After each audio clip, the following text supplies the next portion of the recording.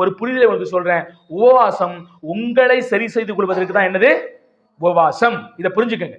உங்க வாழ்க்கைக்குள்ள ஒரு தற்பரிசோதனை செய்து கொண்டு உங்களை பரிசுத்தம் பண்ணி கொண்டு தேவனுக்கு முன்பாக உங்களை தாழ்மைப்படுத்துவதற்கு தான் உபவாசமே ஒழிய நீங்க உபவாசம் போட்டு எதையும் உங்க வாழ்க்கையில பெற முடியாது. உபவாசம் போட்டு உங்க வாழ்க்கையில என்ன செய்ய முடியாது? ஆமா, ஆண்டவர் உபவாசம் போட்டா ஏதாவது வரங்களை தருவேன் வல்லமை தருவேன்னு சொல்றாங்களா? ஏன் இந்த வார்த்தை சொல்றாங்க? நிறைய போதர்கள் என்ன சொல்றாங்கன்னா, நீ உபவாசம் போட்டு ஆண்டவர் என்ன செய்வார்? உனக்கு நிறைய வரங்களை தருவாரு, வல்லமைகளை தருவாரு, அதை தருவாரு, இதை தருவாருன்னு சொல்றாங்க. ஆனா வேதாகமத்திலே உபவாசம் போட்டா இதெல்லாம் தருவேன் என்று கர்த்தர் எங்கேயுமே என்ன செய்யல, சொல்லவில்லை. உபவாசம் என்பது உங்களை பரிசுத்தமாக்கதானே ஒழிய கர்த்தரிடத்தில் எதுவும் பெறுவதற்காக உபவாசம் போடாதீர்கள், பெறவும் முடியாது. இதெல்லாம் எங்க காப்பி அடிச்சாங்க? உபவாசம் போட்டா ஏதாவது வரங்கள் கிடைக்கும், வல்லமை கிடைக்கும் அப்படிங்கிற போதனையெல்லாம் இந்து மக்கள் சொல்ற போதனை. அவங்கதான் என்ன செய்வாங்கன்னா, முனி அப்படியே இருந்துருவாங்க. பல வருஷமா புத்தெல்லாம் முளைச்சிரும். புத்தெல்லாம் முளைக்கும் போது கடவுள் என்ன செய்வாரு? காட்சி அளிச்சு அவனுடைய உபவாசத்தை பார்த்து கடவுள் என்ன செய்வாரு?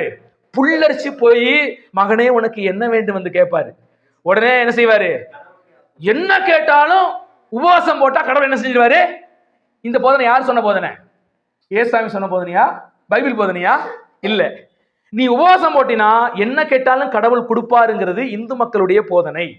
உபவாசம் இருந்தா ஆண்டவர் வல்லமையை கொடுப்பாரு, வரம் கொடுப்பாருன்னு ஒரு பொய்யான நம்பிக்கையை விசுவாசிகள் விதைத்து விடுவது. ஆனா வேதாகமத்தில் இதற்கு சான்று அல்ல. பல பேர் உபவாசம் பைபிளிலே போட்டார்கள் தான், ஆனா எந்த வல்லமையையும் வரத்தையும் பெறுவதற்காக அவர்கள் போடவில்லை. தங்களை பரிசுத்தம் செய்து கொள்வதற்காக என்ன செஞ்சாங்க? உபவாசம் போட்டார்கள். உங்கள் மாம்சத்தை அடக்கி ஆள்வதற்காக உபவாசம் போட்டார்களே ஒழிய கடவுளிடத்திலே வல்லமையையும் வரத்தையும் பெறுவதற்காக உபவாசம் என்ன செய்ய யாரோ? அப்படி ஆண்டவர் உபவாசம் போட்டு வரத்தை கொடுக்கிற ஏமாந்த கடவுளும் இல்லை. அவர் உங்க உபவாசத்தை பார்த்து ஏமாந்தெல்லாம் வரத்தை கொடுக்க மாட்டாரு. நீங்க உண்மையா இருப்பீங்களான்னு பார்த்து தான் என்ன செய்வாரு? உபவாசம் போட்டு வரத்தை வல்லமை வாங்கினா எவன் வேணாலும் போட்டு என்ன செஞ்சிடலாம். நான் ஒரு 50 நாள் உபவாசம் போட்டு வரத்தை வாங்கிட்டு போயிடலாம். தெருவில் போற எவனா வந்தாலும் அவனும் ஒரு 50 நாள் உபவாசம் போட்டு எதாவது செஞ்சிருவான். அந்த கதையெல்லாம் நம்ம ஏசாமிட்ட நடக்காது. ஏசாமி யாருக்கு வல்லமையும் வரங்களையும் கொடுக்கிறார்னா, உண்மை உள்ளவன்ட்ட தான் என்ன செய்யறாரு?